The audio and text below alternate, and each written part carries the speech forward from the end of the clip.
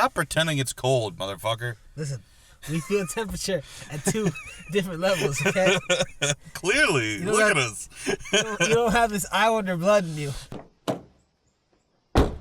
Well, that was a movie. Hello, welcome back to First Thoughts. I'm Simon, this is Justin, and today we're giving our first thoughts on The Smashing Machine, which, if you're unaware of what this is, it is the true story, mostly, about fighter Mark Kerr, not related to Steve nor Nick, played by Dwayne "The Rock" Johnson, and this is by the apparently broken up Safdie brothers. Now Benny wrote and directed this film for A24. Like I said, it's starring Dwayne Johnson. It's also got Emily Blunt, and like I said, it follows a real life fighter who, if you're not aware of him, he fought UFC and some other mixed martial arts things. What? UFC and Pride. Oh, Pride. I thought you said tried. I'm like, No. okay.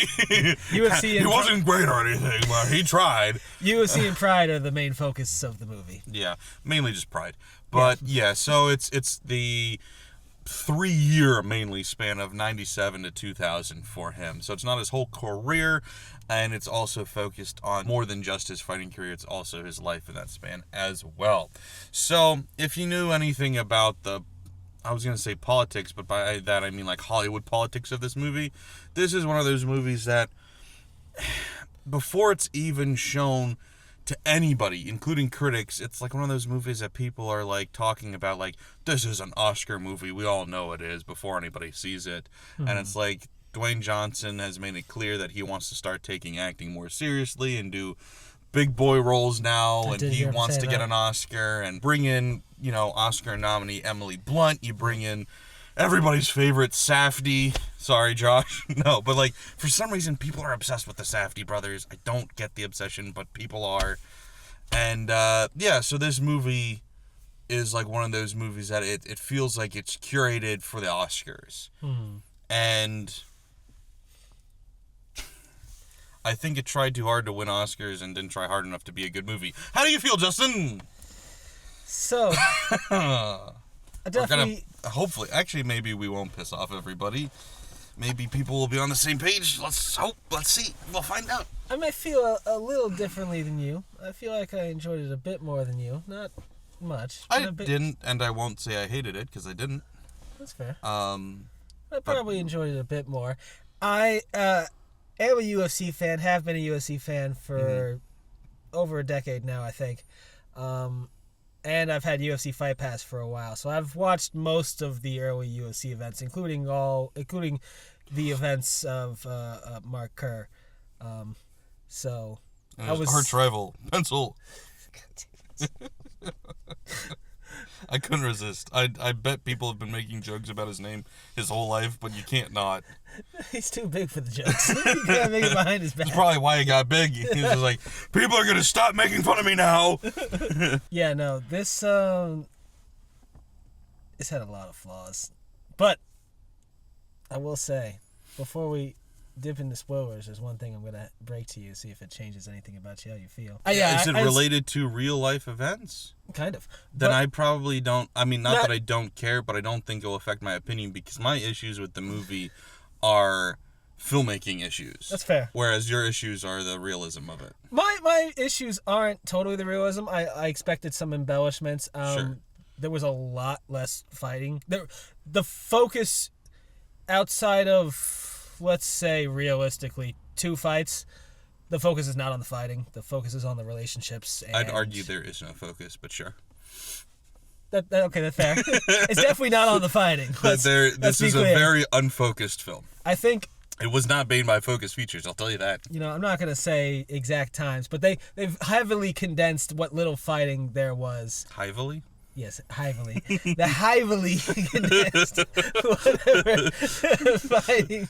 Highly and heavily. Yes, whatever fighting there was, which was kind of annoying to me, as kind of wanted to see some more of that, but it makes some sense. Yeah, it's funny because we could probably go through each aspect of the movie and you'd complain about your reason to dislike it, and then I could add my reason to dislike it too, because you didn't think that they focused on the fighting enough, and my issue with the fighting was it looked really boring.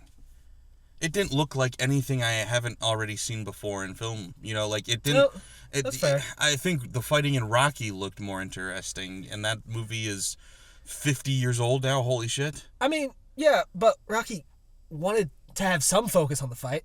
A lot of focus on the fight. It wanted to tell but you a can story have- with that fight. you Tell the can have conclusion to their story with that fight. Good choreography and good fight coordination, and have direction that cares about the fighting. The fighting's felt like an afterthought. No, I agree with you. I agree with you completely. I know. I'm saying this movie, for some reason, I don't know why, didn't want to care about that at all. I don't agree with that decision. They definitely should have. No, The fighting absolutely was not. But I'm very saying, basic. on top of not focusing or showing enough fighting, when they do show the fighting is boring. yeah. No, and I think that's just because they're rushing through these fights. Yeah. Now, I will say, having seen at least... I am also a UFC fan, by the way. I didn't mention that. I don't watch it as much as him, but I do like it when I see it. I will say, having seen some of these fights, they do hit some of the main spots in the fights. Some of it, yeah. But, like, you're just rushing through the spots to get to the ending, and then sometimes embellishing the endings. Mm-hmm. Sometimes. Sure, which, I mean, you No can outcome expect to a was degree. changed directly, but a lot of embellishments at the times there. Which you kind of expect, but if you're going to embellish it, make it worth embellishing. Make Yeah. it fun. Yeah, the fighting was not compelling at all. And No. I just feel like maybe if they tried outside of maybe one time to actually have a whole... they didn't even really try at one time to have a whole fight. Just like, let's just rush through this. Yeah. You have some wrestling choreography. Let's just step by step through this one here. Yeah. Moving on from the fighting to other aspects of this film, the camera work. So, okay. I was going to be mean, but I won't be. I'll just be critical. So, the camera work is nauseating. But it's a stylistic choice. And so I'm going to approach this logically because I disagree with the choice, but let me explain what they were thinking. So the whole thing looks like a long-ass episode of The Office. And you might be going, why is that? Well, you go, the reasoning is because immersive, it makes you feel like you're actually there. It almost feels like a documentary or something like that. There's constant shaky cam. There's constant ugly zooms, I call them, because they're not fluid zooms. They're just like, trying to get in there. Like you feel the cameraman in every moment, and he doesn't feel good. And then like also something that not everybody will pick up on, but probably realize they don't like it, but not know why, is in that same vein, there's like hidden sneaky shots where we're constantly filming around something. There's always people walking in front of the camera to make it feel immersed, like you're actually there.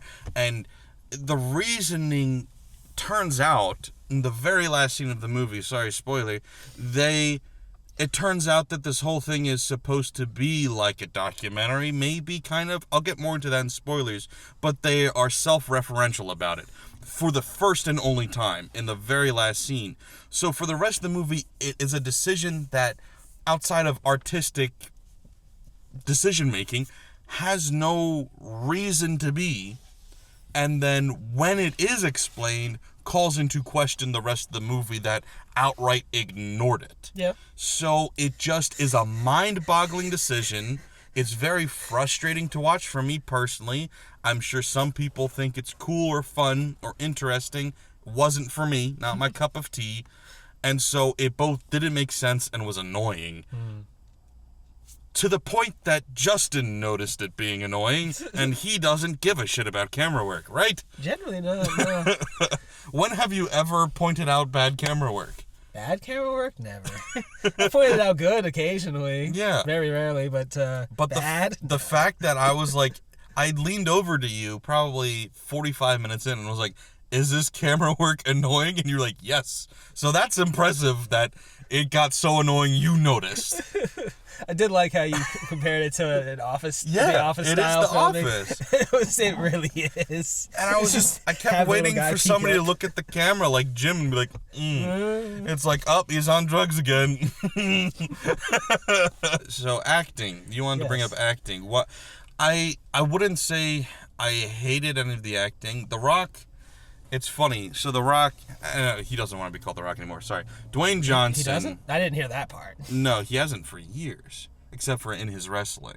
As an No, actor, no. he wants to be Dwayne Johnson. I understand that in the credit, but he's still gonna be The Rock. Sure, but okay, I will refer to him as Dwayne Johnson, That's fair. the actor.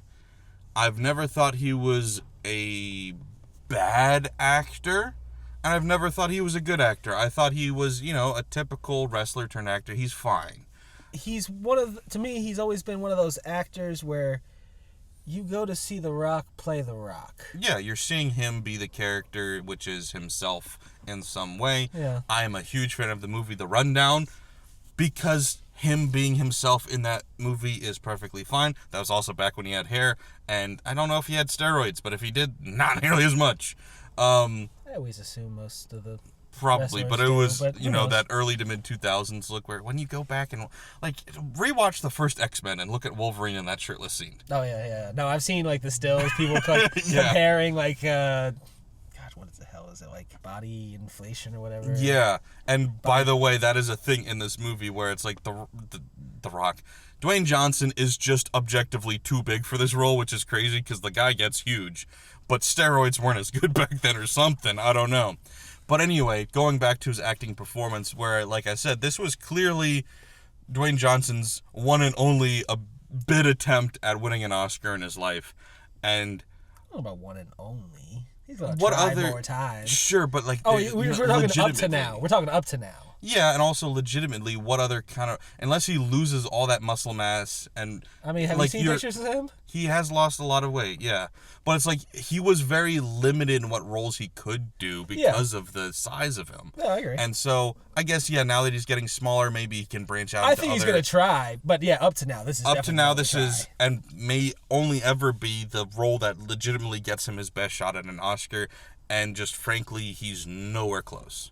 His acting is fine, but he is still the same thing he's been in every movie where I just see him, even with the face prosthetics they add to change his face shape and the hair they put on his head.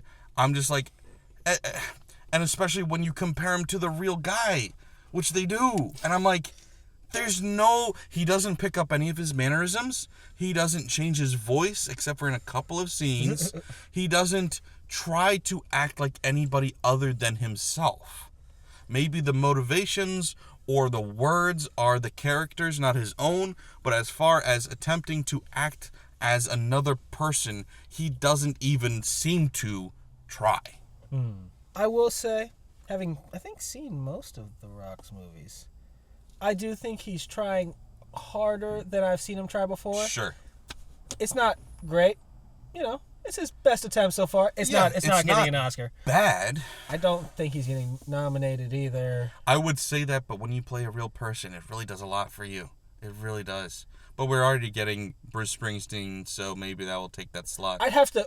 How many movies do you think could be in this? Because it's not like Best Picture that gets like 10 or something. It's like, I but- think, Was it like 6? 5 or 5 6. I mean, if we're doing 2 early Oscar nominations, Jeremy Allen White's going to be one because he's playing Bruce Springsteen in a biopic. Mm-hmm. That's just what's going to happen.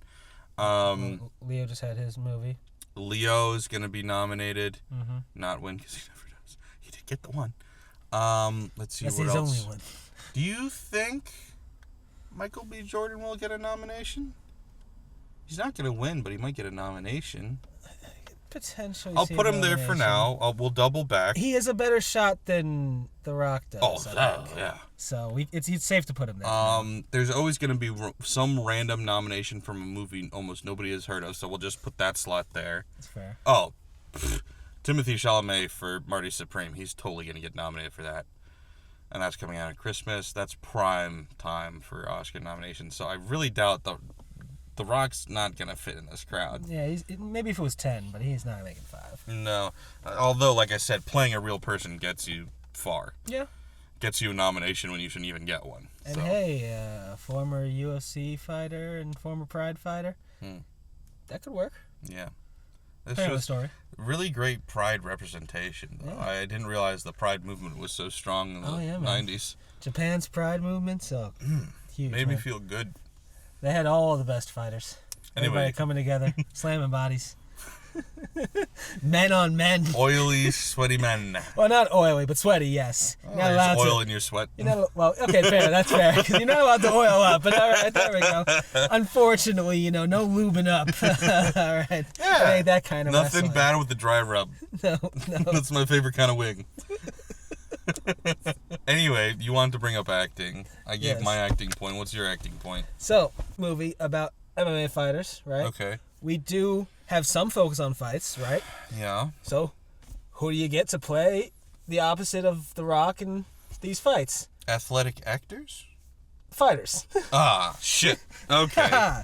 Damn, I thought you wanted people to act well in movies. Exactly. You get Alexander Usyk, who never has to talk, so it's just the fighting, and he does fine there. He flopped pretty hard. Yeah. And during his fight, he flopped pretty hard. Oh, yeah. He did his job.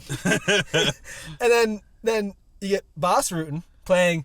I have to look this up because I'm not 100% positive, but because I was watching the fights, I know Bas Rutten was there back in the time, and I was watching a fight where Bas was commentating, and then in between the rounds, he would run over to corner Mark Kerr. Well, that's what they said during this movie. yeah. They said, I gotta get back to the commentator's table. No, this was in between rounds, not just in between fights. This was this he would run from the that's box even crazier, yeah. over to his corner and then run back to get back on commentary. That's funny. And would be on commentary while he's fighting. It was That's hilarious. so awful, but No, hilarious. I'd never seen it before. But I think Bas Rutten was playing 25-year-old Bas Rutten. And one thing I'll give Bas is, he's been a coach for a long time. He was a fighter for a while. He's done a lot of videos on YouTube. He might have had a podcast. Maybe he has a podcast now. I don't know. The guy can talk. I think Sure. he did the best He wasn't of them. bad. Honestly, I didn't think And I think it helped to be playing himself, but I didn't think any of the fighters were honestly noticeably bad. Honestly. not very noticeably. But Ryan Bader to me. Okay. Playing Mark Coleman, and I don't know Mark Coleman's personality. I've seen his fights, but I don't really know him outside of, his before the fight That's fair. I and don't after the know, fight yeah. interviews. So maybe it matches up some.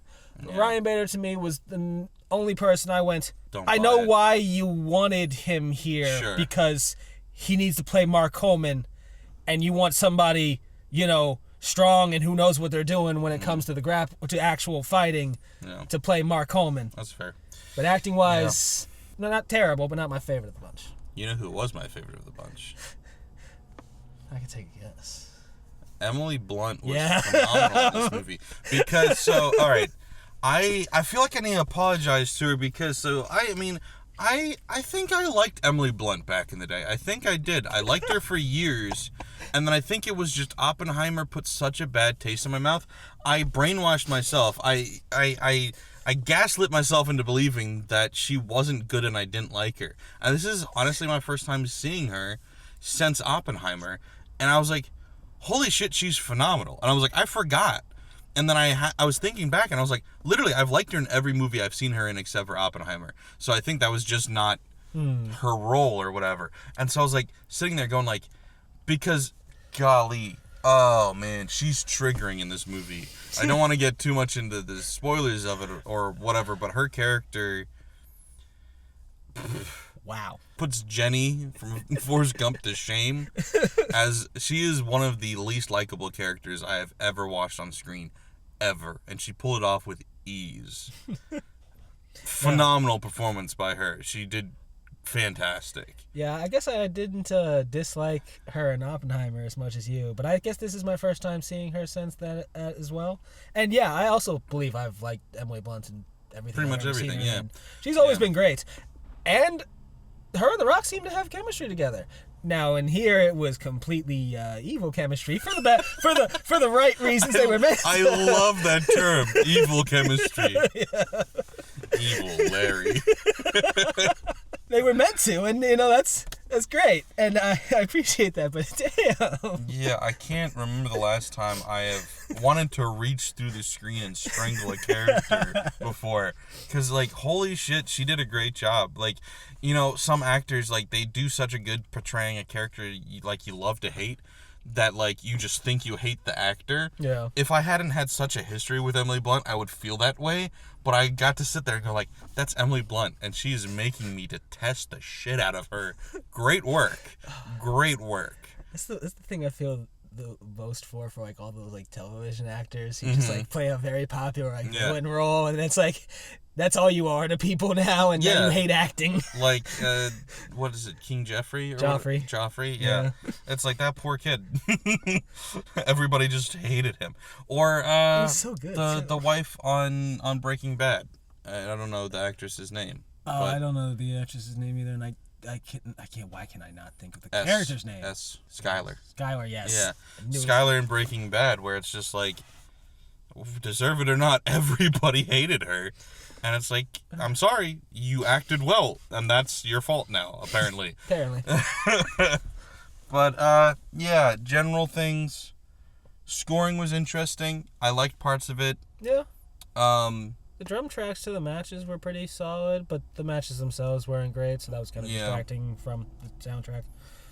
I think I was going to try and go down the list of positives, but it's Emily Blunt and the soundtrack, because I wasn't a fan of the directing. It felt uninspired. The cinematography, I hated.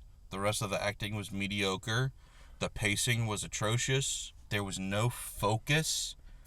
I didn't like this movie. I'm shocked at myself because I came out here with the intention of giving it a 6, and then I've said nothing but like negative things about it.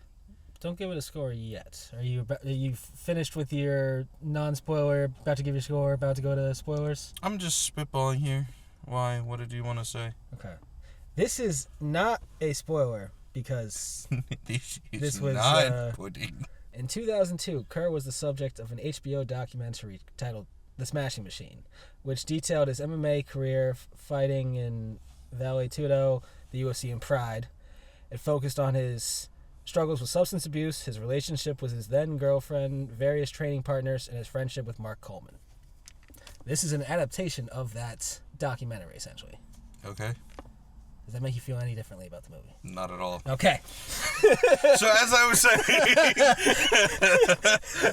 was saying, I came out with the intent to give it a 6, and now I'm like, does it deserve a 6?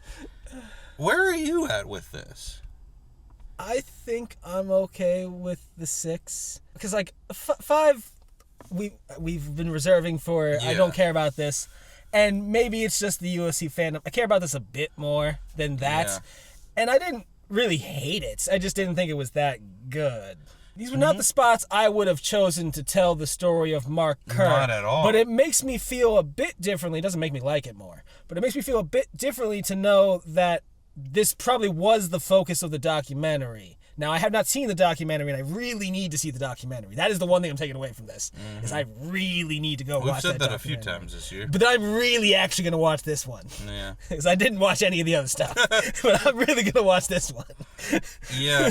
I think the reason why I'm okay with the 6, even a light 6 at that, is like, I'm frustrated by all these decisions, but like, okay, so the acting is overall averages out to being mediocre. Fair. The directing is mediocre. The camera work, understanding what they were going for, is mediocre. I don't like it, but it's fine. So it's like all of these things, like Dwayne Johnson, every aspect of it, it's just fine. And so I think that's why it's a 6, is because like even though I'm frustrated with every aspect of it, normally when I think a movie's mediocre, I just feel blah about the whole thing, and like I can't really pinpoint to a lot of reasons. I'm just like, yeah, it's whatever. This one I can point to every aspect of the filmmaking and go, that should have been better. That should have been better. Yeah. But even so, everything about it is just, that was fine, I guess. You know? And so that's why I think overall the movie ends up being, that was fine, I guess. I can't give it a bad rating because it's okay. But it was funny because I walked in, like we said at the top, believing preemptively that this movie was going to be great because everybody was treating it like it was going to be great even before it was. This is, Oscar winning director, Oscar nominated actress, the one of the most famous people in the world going for an Oscar bid in his acting performance, and oh, it's a true story biopic. Those are always great. And so it took me a while watching it where, like, I subconsciously had a floor of 8 stars for this movie in my head. Like, it's gotta be at least really good. And it wasn't until I removed that floor, it's when we started talking out loud about the movie, because I was giving it respect. I was holding up in high regard because I thought it deserved it. And then once I realized I didn't have to have that floor holding it up, and I pulled it out, it fell. And I was like, oh, it isn't a good movie. Wow. And it was funny to just have that moment of realization, because, like, I had to realize it wasn't good. I didn't go in with an open mind like I usually try to. I went in believing, convinced this movie was going to be great. And it just wasn't. Those expectations, they Yeah. suck every time. That was weird. I was hoping this would be good, but I had no idea who was involved besides The Rock and Emily Blunt and some of the figures. If I had from told you the Benny MMA Safdie world. wrote and directed it, that wouldn't have meant anything to you anyway, would it? I would have had to look up like what I've seen Benny from that Safdie. person. Oh, Uncut Gems. Yeah. Hey, I enjoyed Uncut Gems, so I didn't. that wouldn't have like made me, this isn't a Scorsese, but No. but I would have said, oh, okay, Uncut Gems. I'm would realizing be interesting. something now. I think Benny Safdie, I think, has, like, a fetish for using actors he feels are underappreciated in his lead role. Their first big movie that they did starred Robert Pattinson before he really blew up again. Then he did Adam Sandler. And then he did Dwayne Johnson trying to redeem himself into a real acting career. I think he's trying too hard, and that's what the whole movie felt like to me, was like that Oscar bait thing, where it's like they're just trying too hard. It reminded me of Maestro, where that whole movie, it was trying so hard to win an Oscar that it forgot to make a good movie in the process. And I got a lot of that vibe from this. This wasn't as bad as Maestro. Maestro was a bad movie. This was just forgettable because it tried too hard, like I said, to be an Oscar movie and didn't try hard enough to be a good movie. I can see that. Listen, Safdie, Benny Safdie. Batista is out there. Yeah, but everybody knows he can act. Okay, man. That was the problem, was Batista and even John Cena now were getting like treated like real actors, and Dwayne Johnson got offended by that and was like, okay, I'm a real actor. I was like, okay, buddy, prove it. Gosh, it is kind of funny because, like, I haven't seen a lot of John Cena's movies, but I've known about them over the years. Sure. And it really took just going nuts with a character like Peacemaker. Yeah. It's like Black Adam. Doing comedies where, like, self-deprecating comedies did a lot of good for him. Like being in that Amy Schumer movie where he just made fun of himself and said, I'm gonna fuck you in the ass. Do you know what I'm talking about? I think I saw it once. Okay. I haven't seen the movie, just that scene. But, like, I think one of the biggest problems with Dwayne Johnson, and maybe he's finally getting over it, is, like, the whole thing, like, he couldn't lose a fight in a movie. He wasn't allowed to. Yeah.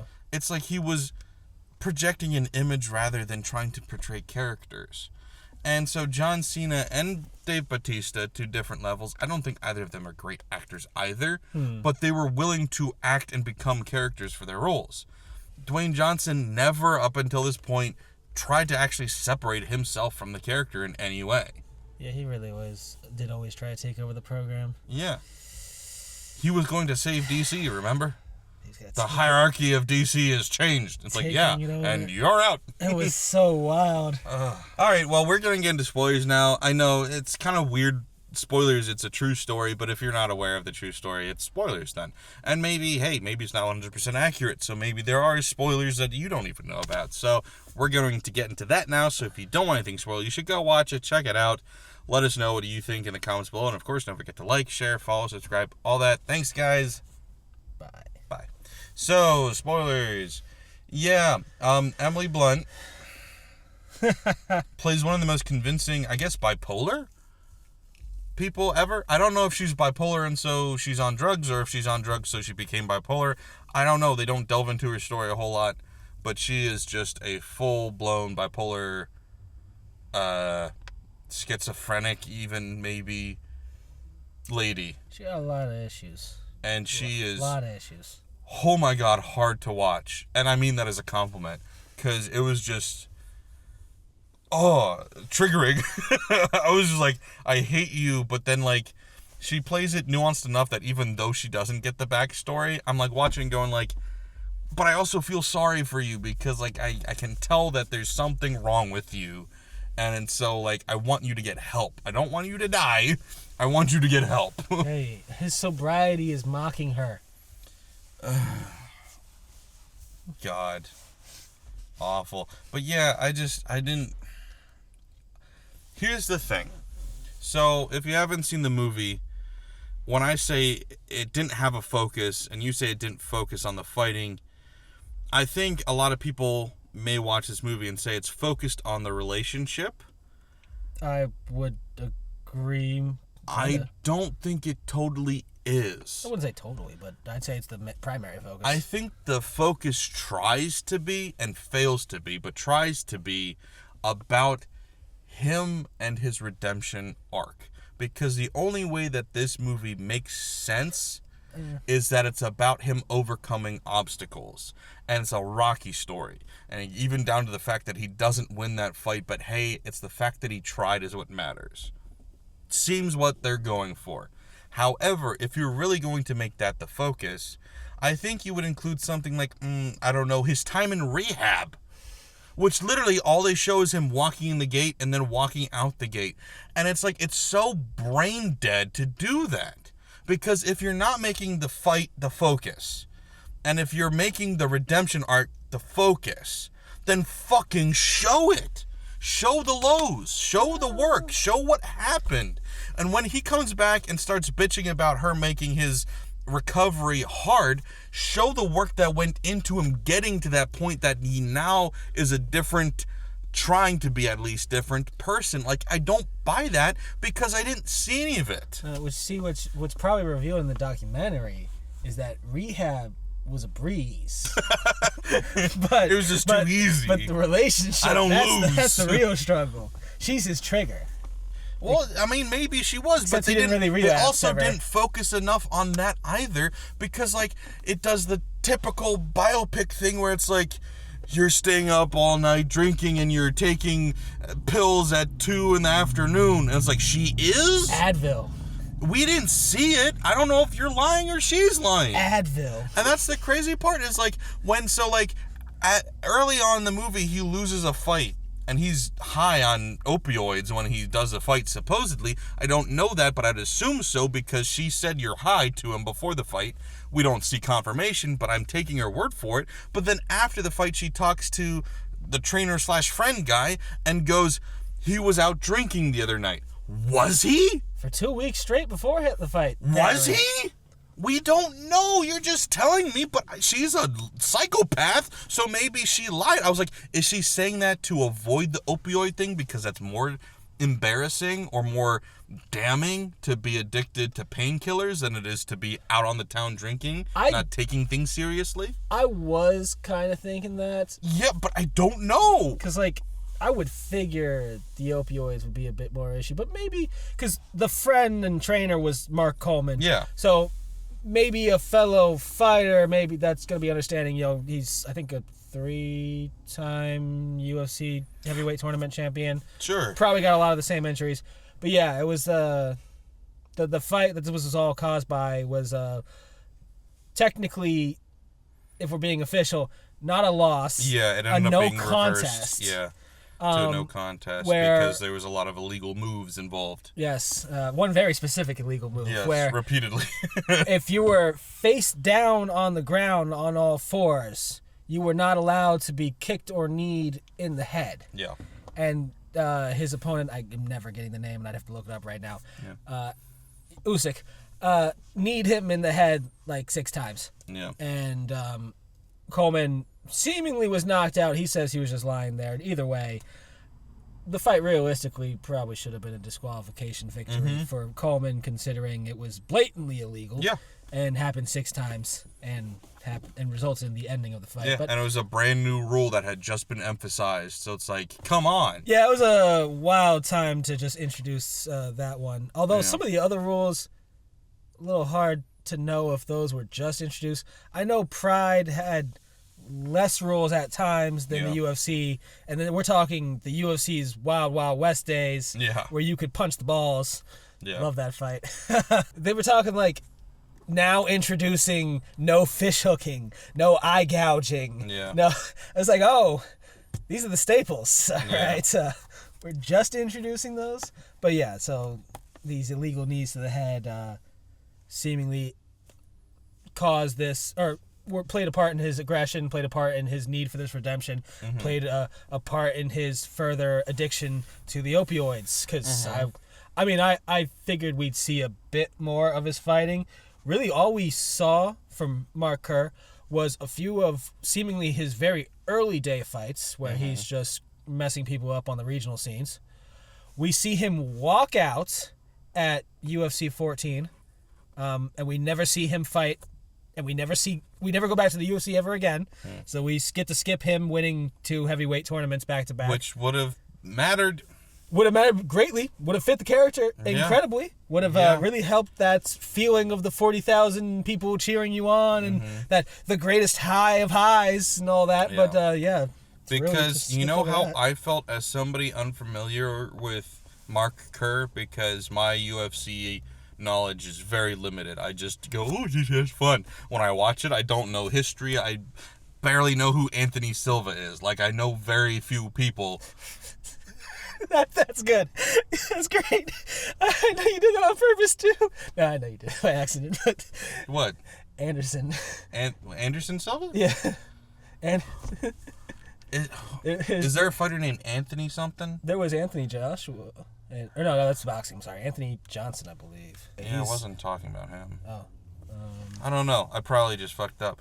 But yeah, so I mean, I know Anderson Silva. I know who's the John Johnson. What's his name? John Jones. John Jones. Okay, so I know the people that everybody knows. Yeah. These are the legends of legends. And that's it. So like you say Mark Kerr, I'm like, oh, I've vaguely heard that name before, but I couldn't have told you a single fight. And these are the modern day legends of legends. So Right, yeah. exactly.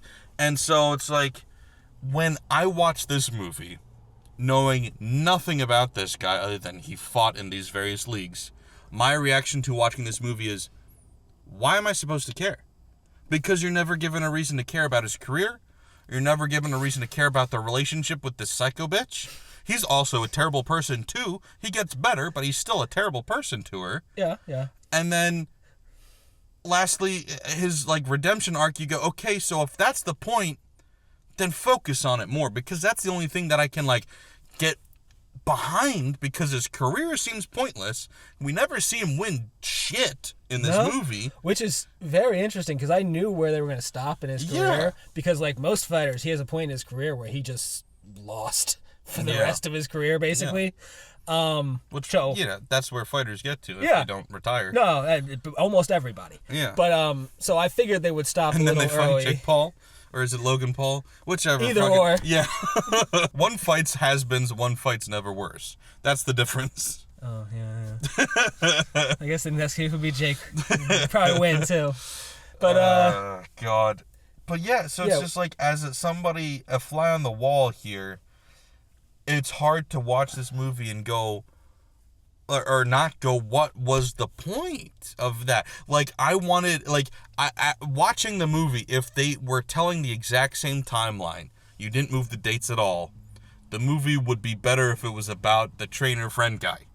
Because he's the one who wins at the end, and he's got his own character arc about how he was also kind of a has-been, sort of, apparently. They don't really get into that, but they allude to that. And I wouldn't even consider him that, because, like, I mean, we're talking 97 when he was given that interview at first. The UFC only started in 93, I believe. I don't know enough, and that's what they portrayed him as. He won 3 UFC tournaments within those 4 years. That's what they portrayed him as. And I'm pretty sure they're a little later. Like, the has-been thing threw me for a loop because That's what they portrayed him as. I didn't And quite so grab if that. that's but what you're I gonna think he had lost a couple of times. Maybe that's why they were doing it. If that's what you're going to portray him as, and then he wins the thing, he's got the better arc. Yeah, So I'm watching it going like, why isn't it about him? And then at the end, the ending shot was kind of odd to me. Because, like, they're showing Mark Kerr, right? All right. He's got to do his thing, you know, come to grips He goes with... by Sharpie now. Hey. The name's Mark Kerr, first name erasable. This is my son, highlighter.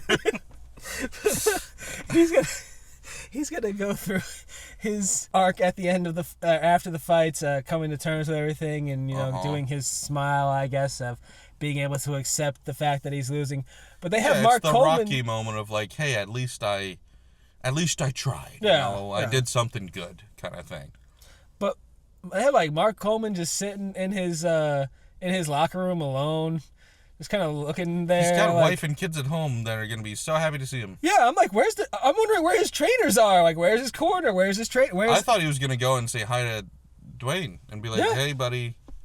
I was. Thanks for bruising that guy's knee. It was a weird ending for Mark Coleman, and a lot of focus on Mark Coleman for the Mark Kerr movie. Yeah, it was a mess. Yeah. The whole thing was a mess. And then we'll get to what I alluded to earlier. The very last scene, though, of this movie, we cut to present day, or I guess April of this year, randomly. So almost present day. Yeah. And it's the real Mark Kerr, blatantly different in every way than Dwayne Johnson, but hey, he's here now. Hey, Dwayne is playing him 25 years ago. Yeah, well, they look the same age, so... They probably are.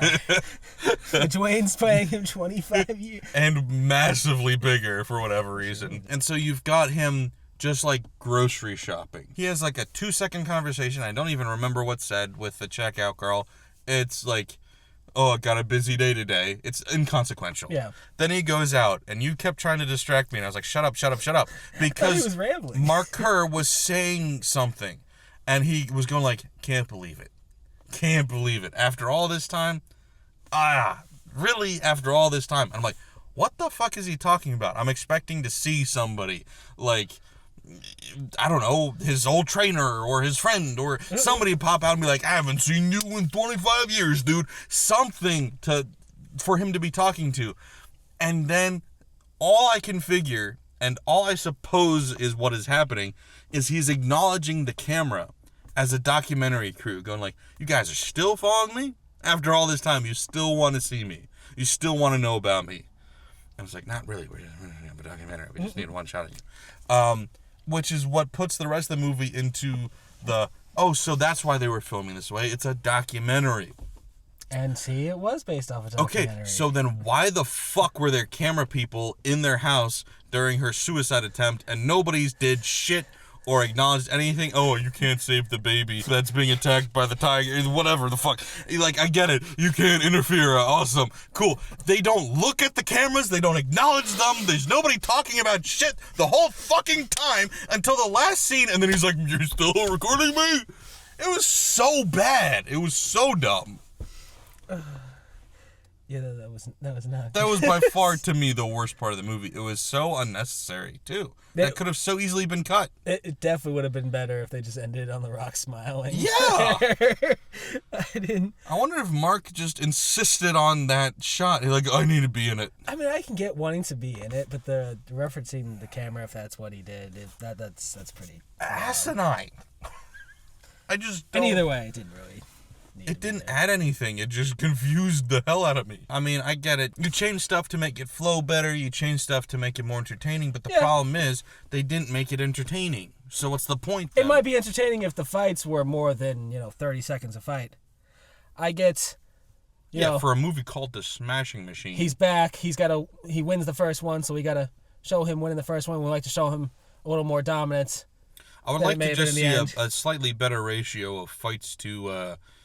whatever the fucking twirly thing at the carnival is. The Gravitron? Yeah. Come on. I still have she no was idea. turning on that. The point of that scene is lost on me. The point of her going out to the birthday brunch with her girlfriend, lost on me. I don't get, like, those, like, if you were supposed to be showing, oh, see, she's a thrill seeker and she's crazy, you didn't. You just showed her on a Gravitron and getting brunch. She got brain freeze. Ooh. Like, supposedly she's out drinking and taking Advil pills all the time. Crazy. You didn't see that, but we got to see her at a carnival. See, the suicide scene kind of throws most everything else off, unless the crew was there. Suicide tends to do that. Well, unless the crew was there and they really were just standing by and not doing anything, which would be sad and hilarious. But What, maybe, to make it feel like a documentary? No, And that's just I'm the shots they got? I'm wondering if those scenes may have been in the original documentary. Like, they were just following them around for a while. And these were some random events that they figured did, then were they edited like shit too. That's what I'm wondering. I'm wondering if this Yeah, was who like... was the shitty editor? Them or Benny? Which one was it? Whoever it was, you suck. Because, no, yeah, like, the shot choices were terrible. All right, well, here's the deal. You go home, you watch the documentary, you write down a shot list. I just wanted to see if, like... If it's exactly shot for shot the same, we'll get an official apology next episode, okay? But I really don't think that's the case. I think it's just bad storytelling. Yeah, probably.